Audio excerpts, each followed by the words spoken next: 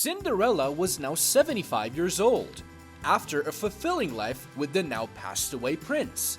She sat happily in her rocking chair, watching the world go by from her front porch, with a cat named Alan for companionship. One sunny afternoon, out of nowhere the fairy godmother appeared. "Cinderella," said the fairy godmother, "what are you doing here after all these years?"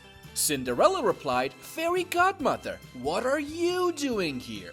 The fairy godmother smiled and said, "Well, Cinderella, as you have lived a good and wholesome life since we last met, I have decided to grant you 3 wishes.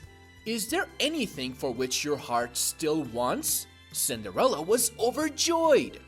And after some thoughtful consideration, she quietly uttered her first wish. "I wish I was wealthy beyond comprehension." So instantly, her rocking chair turned into solid gold. Cinderella was stunned, but Alan, her old cat, jumped off her lap quivering with fear. "Oh, thank you, fairy godmother," Cinderella exclaimed. The fairy godmother replied, "It's the least I can do. What does your heart desire for your second wish?" So Cinderella looked down at her frail body and said, "I wish I were young and full of beauty and youth again." At once, her wish became reality. Her beautiful face returned, and Cinderella felt stirrings inside her that had been dormant for years.